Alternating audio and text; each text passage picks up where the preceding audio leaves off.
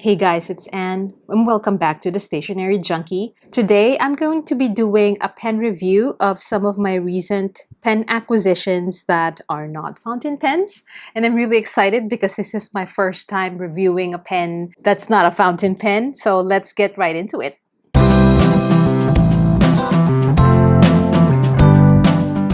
Alright, first thing that I want to show you guys is the Kakimori Colour Liner Kit in 0.5 millimeters, which lets you turn fountain pen ink into a felt tip pen.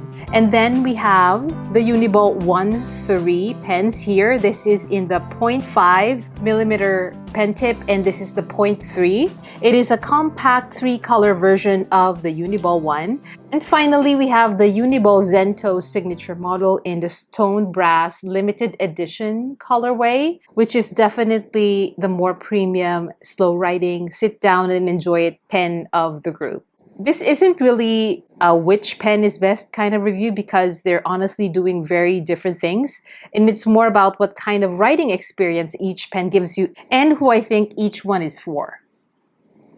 Let's start with the Kakimori Colour Liner Kit. This is such a simple idea, but also such a stationary person idea. It's basically a DIY felt tip pen that you fill with your own fountain pen ink. And the kit comes with the pen body, a fiber ink reservoir, and the felt tip.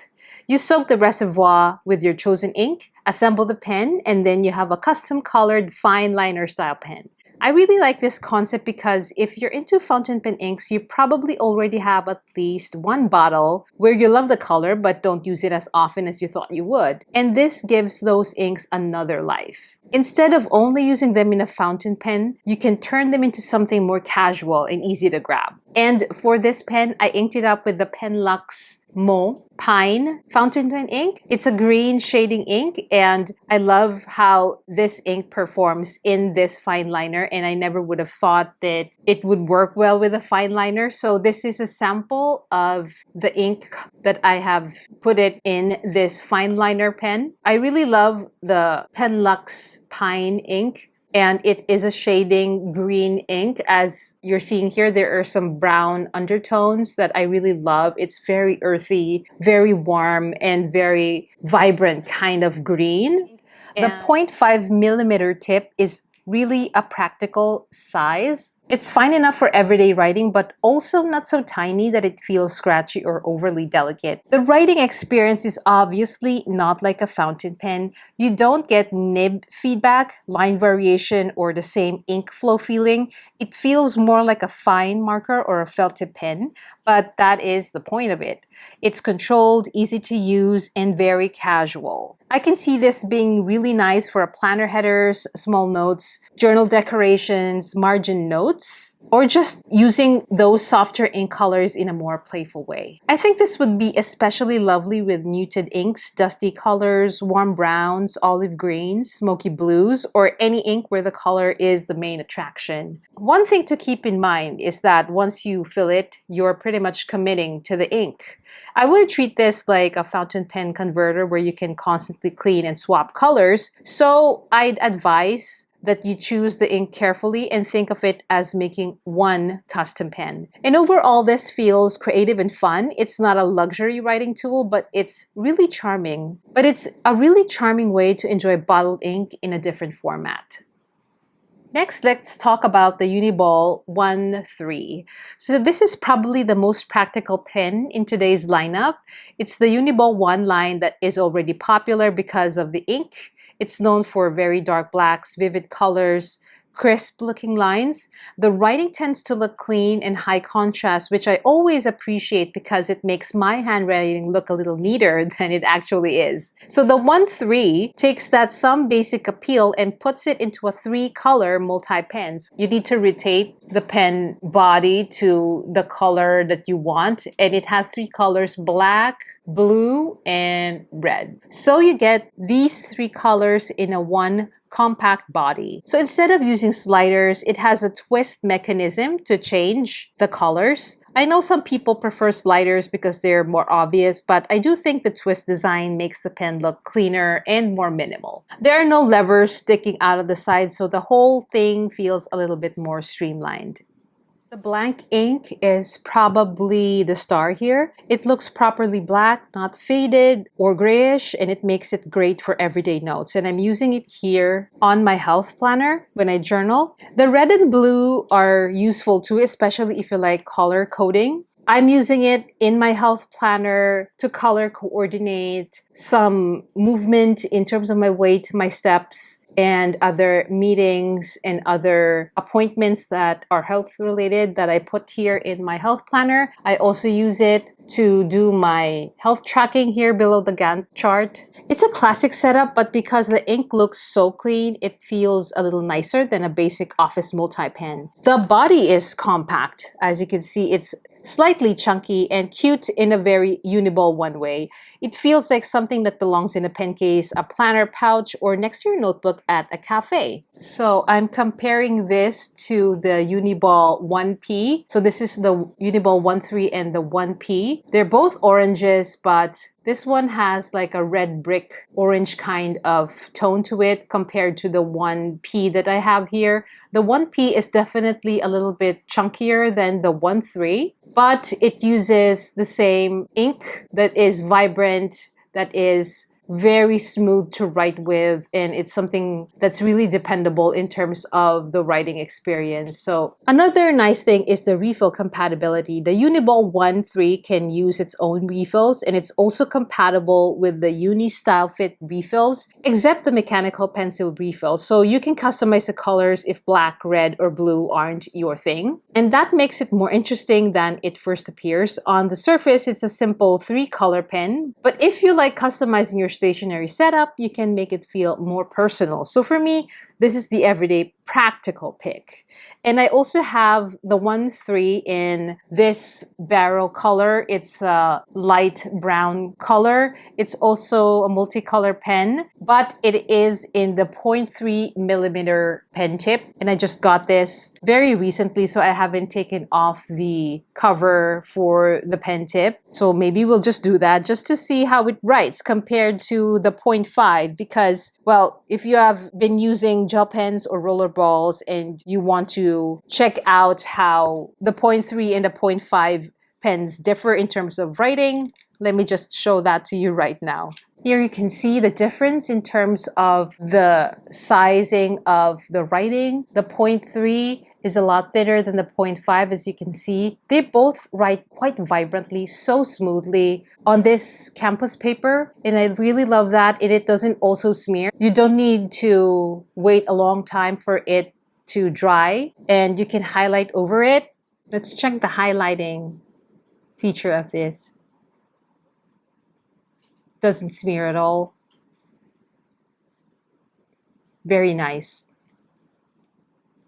See, it doesn't smear and it still looks quite vibrant. For the highlighter, I use the Just Fit Mojin line. It's a non-smear highlighter, but sometimes even when I use it on gel pens, it still smears. But with the Uni-ball One, you can see the difference in terms of the 0.3 and the 0.5 millimeter pens that I have here. Now let's move on to the fancy schmancy one, the Uni-ball ZENTO Signature Model in stone brass. This one has a completely different personality. The ZENTO line is built around the idea of making writing feel softer and more comfortable. It uses a newly developed water-based ballpoint ink that's designed to reduce friction and create a smoother, more cushioned writing feel. And the signature model is the more premium version out of all the things that I showed you here today. The stone brass edition has a textured brass-like finish that feels more substantial and more object-like. It's not just a pen that you throw in your bag and forget about. It feels like something that you keep on your desk or pair with a notebook when you want to enjoy the act of writing. It also has a magnetic cap, which adds to that sense of ritual. A snap-on magnetic cap here, very satisfying. I know it sounds a little dramatic, but with stationery, these little details matter. And the way the cap opens, the weight of the barrel, the texture on your hand, all of that changes how the writing experience feels. The ZENTO writing experience is smooth, but not in a slippery or overly glossy way. Because it's a water-based ballpoint, it sits somewhere between a roller ball and a ballpoint. You get a fluid line, but it still feels controlled. The 0.5mm size is also a nice choice. It's fine enough for everyday writing, but broad enough that you can still feel the smoothness of the ink. The blank ink looks clean and solid, and the pen feels calm to write with. This is the one that makes me want to slow down a bit. It's not really the most practical choice out of the three. It's not the cheapest, and I wouldn't personally toss it into the bottom of the bag with my keys. But as a desk pen, a journaling pen, or a giftable pen, it has a lot of charm. And this one I would reach for when I want to write to feel intentional, maybe journaling, letter writing, reflected notes, or just sitting down with a nice notebook and enjoying the moment. So if I had to describe these three types of pens in a very simple way, the Kakimori Colour Liner Kit is the creative one, the Uni-ball One 3 is the practical one, and the Uni-ball ZENTO Stone Brass is the intentional one. The Kakimori is for people who already love bottled ink and want a new way to use it. It's playful, customizable, and it's really satisfying if you like choosing your own colors. The Uni-ball One 3 is the easiest everyday recommendation. It's compact, useful, cute, and it gives you three essential colors in one pen. And I think students, planner people, office workers, list makers would get a lot of use out of it. The ZENTO is more of a treat. It's not something everyone needs, but it gives the nicest writing ritual of the three. It feels premium, calm, and a little more special. So they don't really compete directly. They each serve a different mood. So for me, the Kakimori makes me want to play with ink. The Uni-ball One 3 makes me want to organize my notes, and the ZENTO makes me want to slow down and enjoy writing. So would I recommend all three? For the right person, yes. So if you already have a fountain pen ink, or several inks for that matter, and you want to use them in a fun, low-pressure way, the Kakimori Colour Liner ink is a really charming option. But I just would like to give a caveat that if you do choose the Kakimori Colour Liner Kit, you would have to commit to one color. And it took me a while, to be honest, to decide on which of my fountain pen inks would I decide to ink this baby up with. And I decided eventually with this lovely ink from Sailor. And I'm really happy about it because it's a shading ink and I love different variations of the ink color when I write on it. And this one is 0.5. I write thick and big, and this is the perfect pen to do that. I'm really happy with my choice when it comes to the ink that I ink this up with. And if you want one useful pen for everyday notes, the Uni-ball One 3 is probably the safest and most practical pick. And if you want something that feels more premium, calming, then the ZENTO Stone Brass is the one I choose for a more mindful writing session. And for everyday use, I'd pick the Uni-ball One 3 basically. For creative play, I picked the Kakimori Colour Liner Kit, and for best sit-down writing experiences, I picked the ZENTO Stone Brass. So that's it for today's review. Let me know which one you choose, the DIY ink liner, the practical 3-color pen, or the fancy schmancy soft writing ZENTO. And if you tried any of these pens, let me know. I'd love to know how you feel about them, how you experience writing with these writing tools, because I feel like that's where pens get really fun, you know, when you try to share them with other pen enthusiasts. And as always, thank you very much for spending time with me. And if you have any questions on any of these pens or in any of my videos, please feel free to write your comments. And if you're so keen, please consider subscribing to the channel. And I'll see you in the next one.